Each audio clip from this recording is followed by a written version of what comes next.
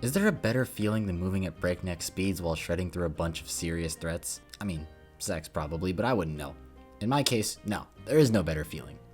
There are very few games that could do this properly, and even fewer games that have sequels. While Dead Cells doesn't have a sequel, the guys responsible for how good it feels released a new roguelike on early access called The Rogue Prince of Persia.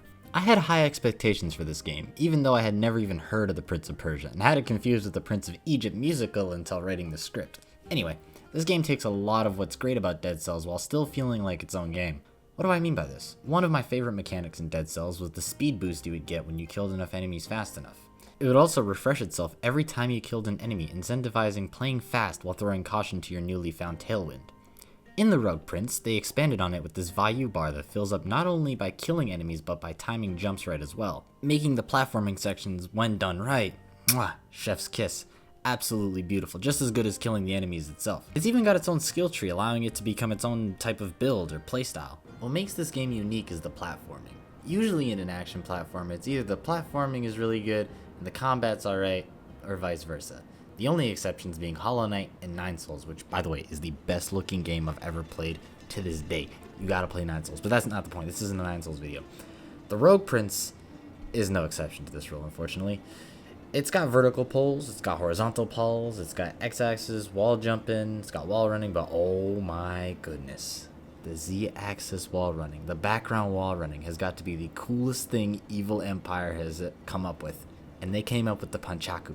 You can run on the background wall for a short amount of time to extend your reach or cancel a fall or just run over something. It's so versatile. You should play this game for the wall running alone. It feels so great once you get used to it. It takes a bit of getting used to, obviously, but anyway, considering the fact that this is a roguelike where the first few runs are supposed to be dog shit, it didn't really take long to start shredding enemies. Even if it was for a single level just kicking enemies into hazards, it felt great. Speaking of shredding enemies, the combat is good.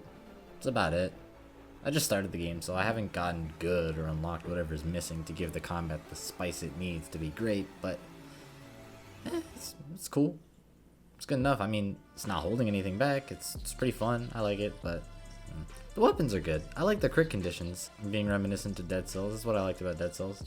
All the different crit conditions. Emblems are the temporary perks that enhance other actions that allow for unique builds. Like the weapons, I wasn't expecting much right now because I just started the game and it's an early access, so I'll have to get back to you on those two and the skill trees once I unlock more of them. While it's obviously not better than Dead Cells, I'm very confident it can and will be in the future. This is definitely something worth picking up while waiting for GTA 6 or the next Hades 2 update, or most likely Slay the Spire 2. Okay, so why are we doing all this? Why are we running through walls, wall jumping, running through, kicking enemies into spikes and shit? Well, basically, you, the prince, get your ass beat by No Guy, the king of the Huns, aka the dudes we're kicking into spikes, right?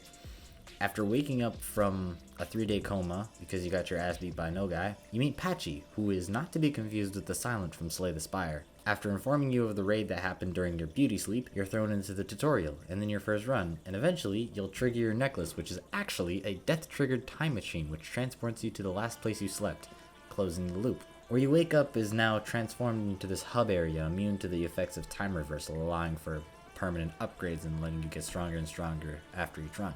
Got all that? Good. Here's an Easter egg of the game devs. Oh. Nah, I see you.